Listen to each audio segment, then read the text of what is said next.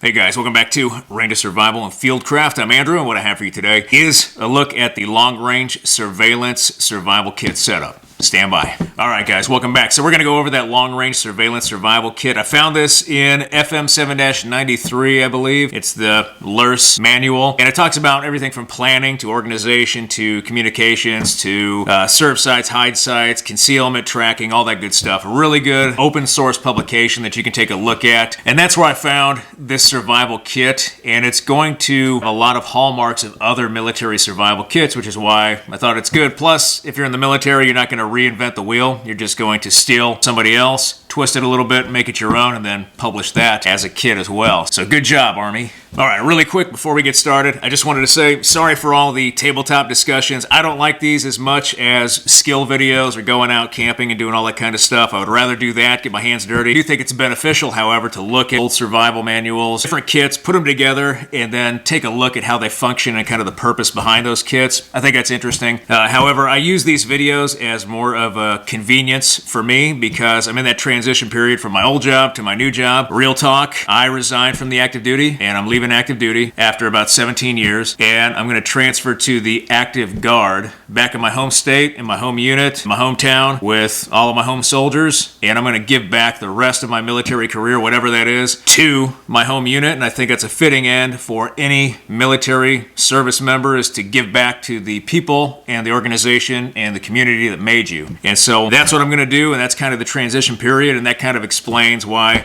we've had a lot of tabletop discussions recently with kits, just because of that big jump from old job to new job and that next chapter in life. So I hope you understand, and I appreciate your consideration with that. All right, so let's take a look at this kit really quick. Now, this kit comes in 3 stages or levels, similar to the Ranger Handbook kit where we have level 1, level 2, level 3. The Long Range Surveillance kit comes in level 1, level 2, level 3. They just call them different things. Level 1 is Extreme, where we have basically the stuff inside our pockets. Level 2 is Moderate. That's the stuff on our plate carrier, our flick, whatever. And then we have level 3, which is Slight. Not sure why they call it Slight, but it's the stuff that goes in our rucksack or our assault bag, our recon bag. And you'll see what I'm talking about here in a minute. Let's take a look at that Extreme level.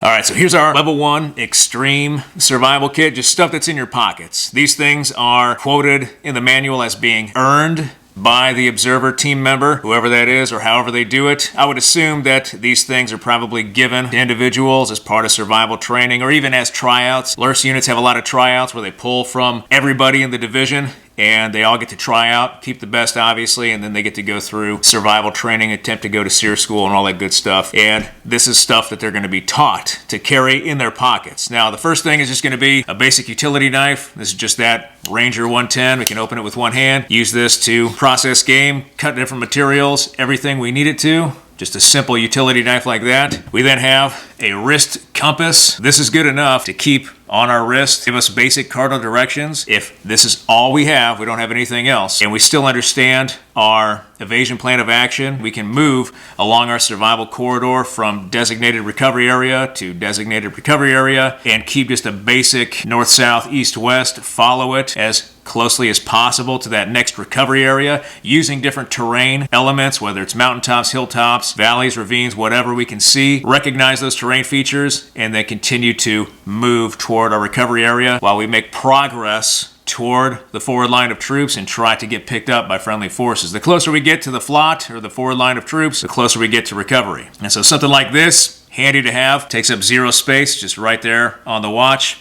Too easy. Next, we've got some safety pins. Everybody's favorite, safety pins. We can hide them in our clothing. We can also use these as improvised fish hooks. We can break them off and use them potentially for sewing as well. Improvisation. Safety hooks are going to be good. Then we have just a old school magnesium bar. This is a great fire starting tool in hot, humid climates because the magnesium is the tinder itself that we use with our striker here and that small ferro rod on top. Get it lit. It burns about 4,000 degrees and it'll help us get additional fire materials lit. This was one of the items in there. We could upgrade, obviously, and carry a ferro rod. I've seen those a lot now in kits, and even carry a lighter as well. One thing to note about the kit, in the manual it says this thing was wrapped up with paracord, and then both the knife and the magnesium bar were tied off to the user's belt.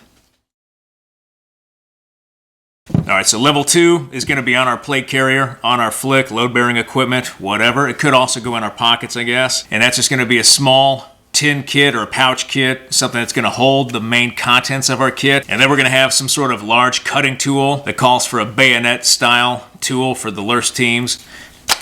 This is just the Condor Terrasar knife, 1095 high carbon steel, Scandi grind, approximately 4.5, 5 inches of cutting surface. You got that good plastic handle, good for dexterity. It won't get cold. You also have an exposed pommel, 90-degree spine, so we can hit our magnesium bar if we had to.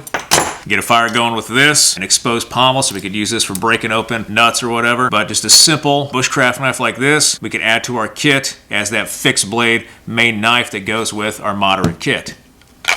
And then as part of level 2, we have a smaller kit that goes in our flick or our plate carrier. It's going to have just a lot of smaller things to supplement the items that we already have. And you'll notice just by looking at the kit, there's going to be certain things that are missing that we already have as part of our level 1 kit, or that's going to go in our level 3, our slight kit. So let's take a look at the items in here real quick. Now I'm using just a basic tin or a craft tin. We could use a pouch, we could use any sort of container, a plastic bag, it doesn't matter. It just has to hold the kits, keep them safe and waterproofed, and be available for us when we need them. So I'll just crack this. All right, so right on top, the kit calls for wire or trip wire. We can get trip wire from our ground sensor kits, but we can get brass wire easily as well and use this primarily for snares, improvisation, whatever we want to use wire for. So we have that. Next, we've got waterproof storm matches. We've got these in a small waterproof container with a spare striker on the back. There's actually another striker in this kit that I've hidden. That is just a technique that I use and I encourage other people to use. So we've got those matches. All right, the next item is just aspirin.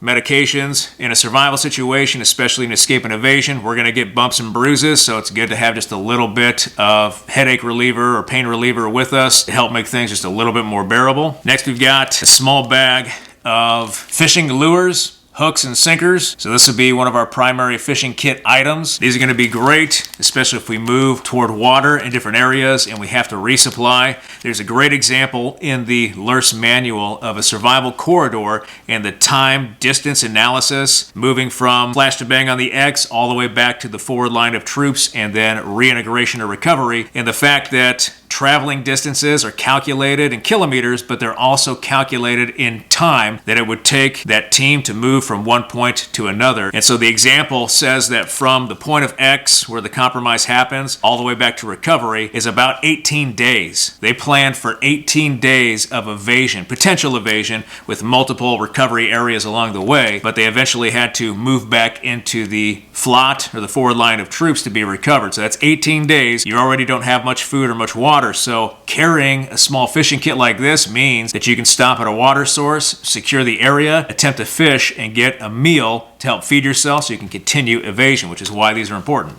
All right, next, just a small roll, 100 mile an hour tape. A lot of things you can do with 100 mile an hour tape. Flame extender, improvisation, band-aids, all kinds of good stuff. Then got iodine tablets. In an 18-day evasion scenario, we're gonna have to fill up on water, a lot. And so carrying a lot of iodine tablets to chemically treat that water to make it safe to drink means no fires, no detection. We simply fill up, treat it, and continue movement. The kit also calls for a small candle. Candles are good for light, obviously. Less so for heating the inside of a shelter. We can also use it for tinder or a flame extender by pouring melted wax over cotton material. So that's a good thing to have.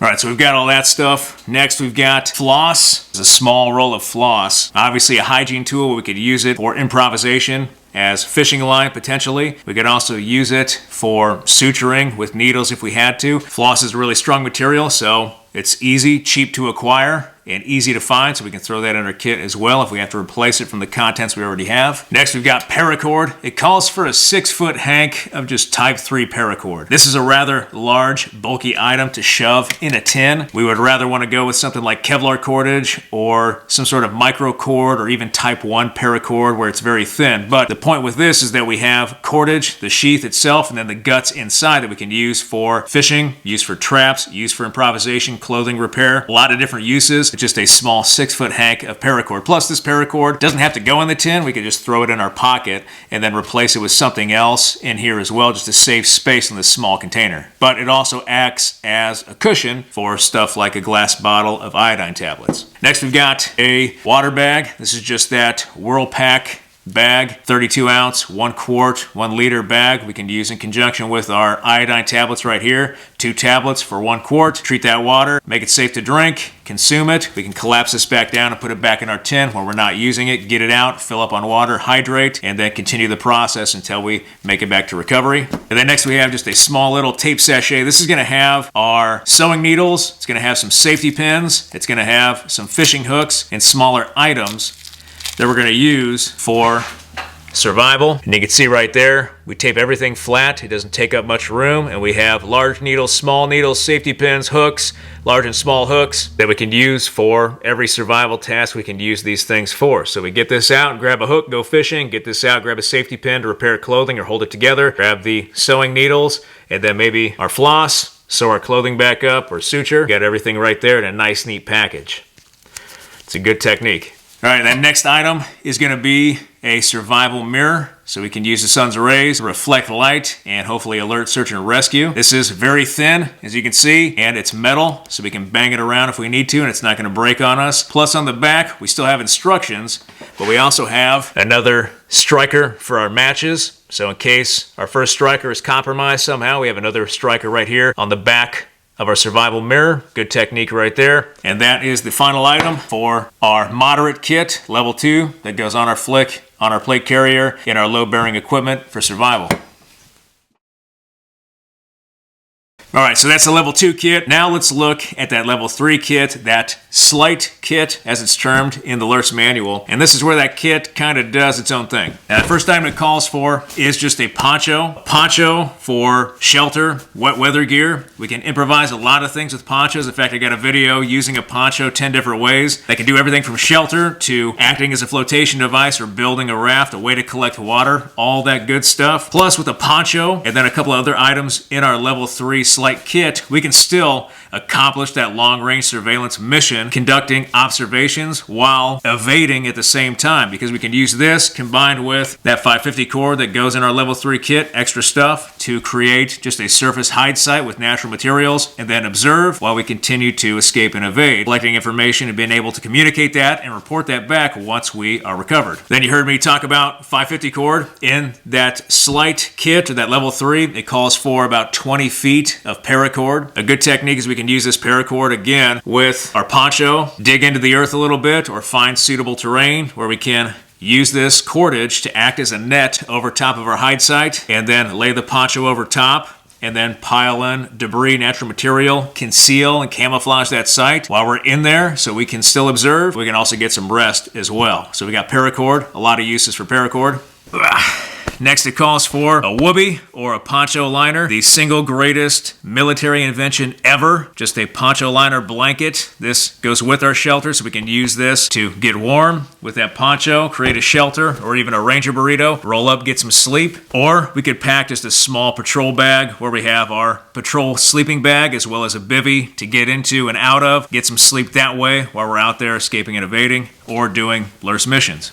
All right, so after that whoopee, we've got a change of clothes as part of our next kit item. In our level 3, that slight kit, this is going to go inside our rucksack or assault bag or recon bag, whatever. Clothing, I would argue, is probably not going to be one of our first priorities in a normal survival situation, but where the LERS survival kit gets it right, and it's kind of implied, with a change of clothing, not only do we take care of ourselves, we also reduce our scent. If we're escaping and evading, we should understand that our pursuers are probably going to have dogs, and they're going to come and try to find us. We give off 3 different types of scent as we're trying to escape and evade. We have our normal, individual, everyday scent, that scent we just give off naturally. We also have reinforcing scent. Think of reinforcing scent as additional scents that we wear all the time. If we wear Army-issue clothing all the time, we're going to have kind of that surplus smell on us all the time. Like I'm wearing the field jacket or the smoker's jacket right now. We wear this, we're going to smell like soldiers all the time. We also have ecological scent. Ecological scent could be we just started a fire and now we smell like smoke. Or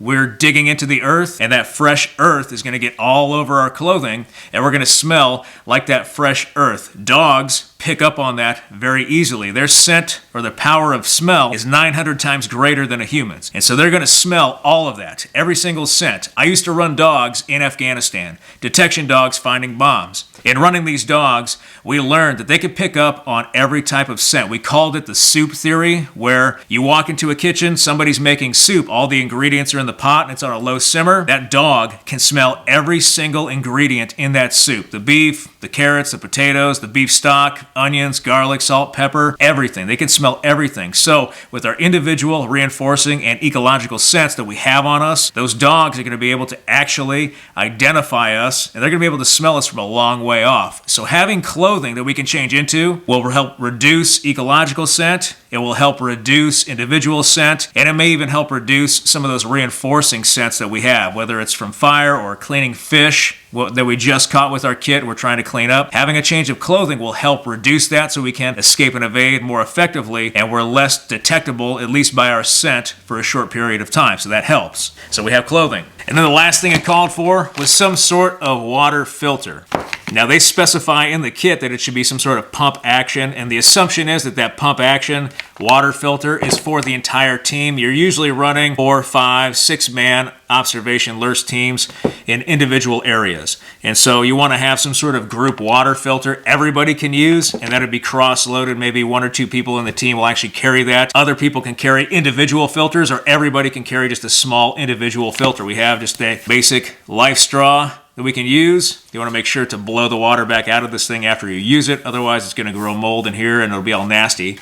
And then you just have a smaller filter right here with the straw. Connect the straw to the filter, drink, blow out the dirty water when you're done. Pack this up and it's good to go. So that water filter is going to be that last item in our level 3 slight kit for survival for LRRS.